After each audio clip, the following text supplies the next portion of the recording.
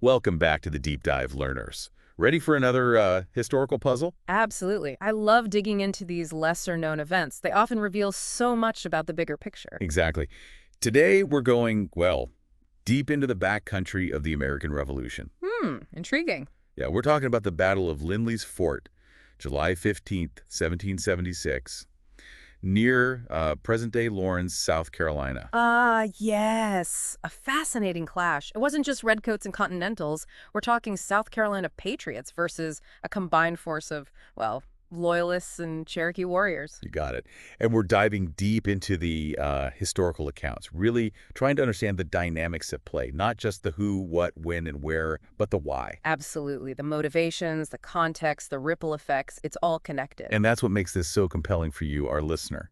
You see, this battle, it wasn't some isolated skirmish. It offers a window into the often messy and complicated reality of the Revolution beyond those big famous battles. It really highlights how local conflicts, local tensions, could become intertwined with the larger fight for independence, and how different groups with their own agendas were drawn into the fray.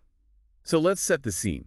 Where exactly are we in the South? We're deep in the backcountry of South Carolina, Lawrence County to be precise.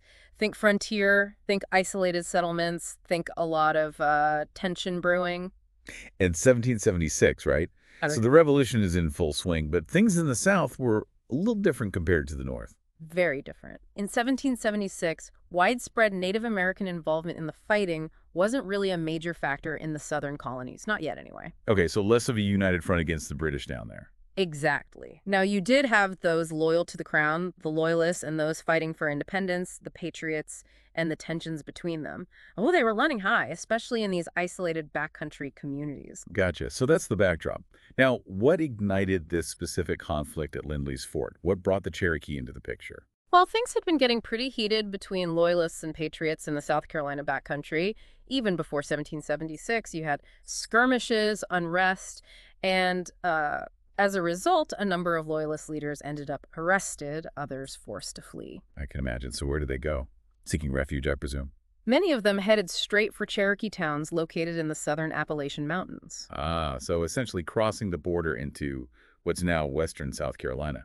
Precisely, those Cherokee settlements became a haven for these displaced Loyalists, further complicating the situation. Wow. So already you see, it's not a simple colonists versus British situation, but it gets even more complex, right? Oh, absolutely. To make things even more interesting, a delegation of northern Native Americans arrived in those Cherokee towns early in 1776. Northern Native Americans, so not directly involved in the South Carolina situation. Right, but they had their own reasons for getting involved. They actively encouraged the younger Cherokee warriors to take up arms against the colonists, to take up the hatchet, as they put it. Stirring the pot, eh? So you have this external influence pushing for conflict. What about the British themselves? Were they actively encouraging the Cherokee to fight?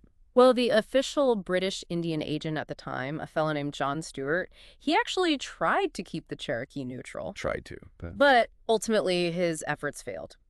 And here's a crucial point for our listeners to understand. The Cherokee had their own very powerful reasons for joining the fight. It wasn't just about picking sides in a colonial squabble. Not at all. They had been facing relentless encroachment on their lands by settlers. It was a source of immense frustration and resentment. So their decision to take up arms, well, it was driven by their own grievances and a desire to protect their territory. Right, so it's their own fight, in a sense, layered on top of this revolution. How did all this simmering tension boil over into actual fighting? Well, the Cherokee officially went to war on July 1st, 1776. It was sudden. It was brutal. Henry Lawrence, a prominent Patriot leader in South Carolina, described the Cherokee attacks as treacherous. He claimed they were carried out by various groups, sometimes led by, get this, white men, and he estimated as many as 60 South Carolinians were killed in those initial attacks. 60. That's a significant number, and the timing of this seems crucial, doesn't it? Just days before the Declaration of Independence. Spot on. And just a week before that, there was a major British attack on Charleston.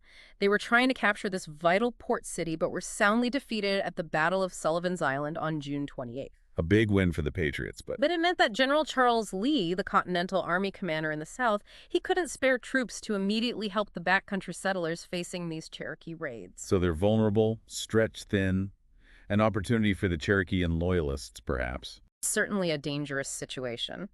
As those attacks intensified, settlers started fleeing their homes, seeking refuge in fortified locations. And one of those key places was Lindley's fort. Lindley's Fort. Was this like a brand new fort built for the occasion? Not quite. It had actually been used during the Anglo-Cherokee War back in the 1760s. So the settlers, they knew its strategic importance. They repaired and strengthened it, making it ready for another round. Smart move. So it's July 14th. The Cherokee are on the warpath. What's the situation at Lindley's Fort? Well, on that day, a militia company under Major Jonathan Downs arrives, boosting the number of defenders to about 150 men. So you've got a fortified position and a growing force ready to defend it. Tensions are high. What happens next? Take us to July 15th, the day of the battle. All right, so picture this. The very next day, a force of roughly 190 Loyalist and Cherokee warriors shows up at Lindley's Fort.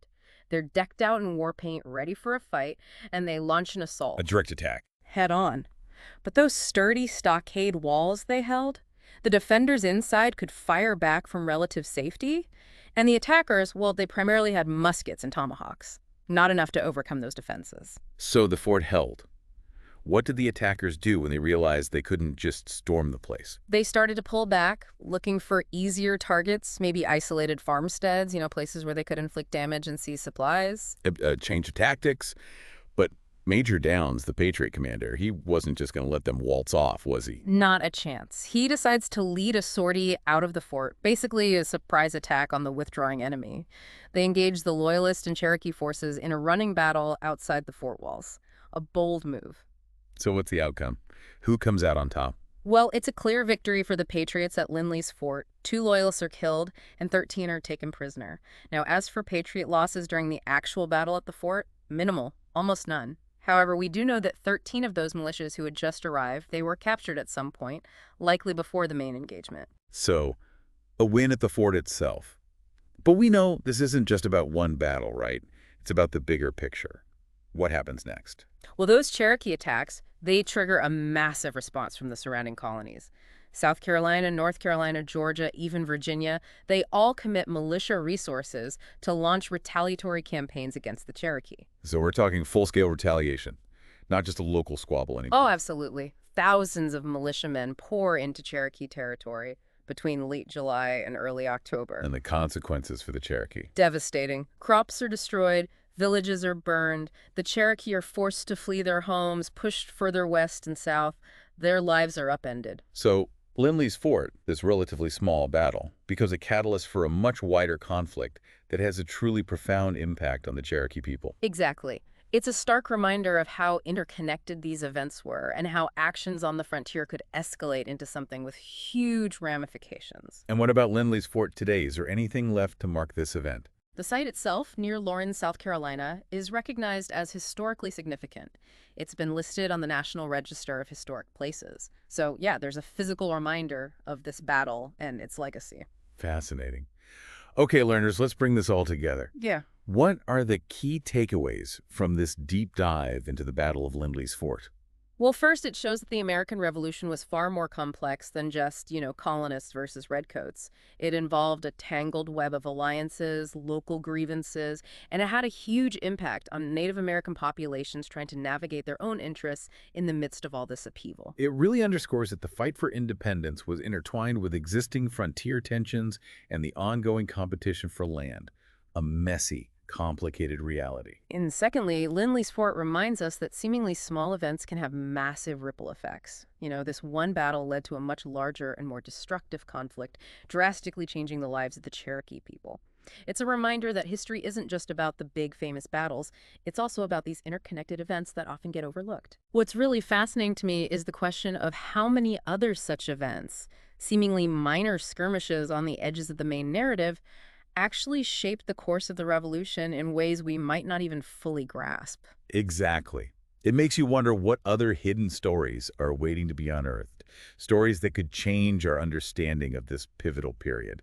That's something for you to ponder, learners. Now, on that note, thanks for joining us on this deep dive into the Battle of Lindley's Fort. We'll be back soon with another fascinating historical puzzle to explore together.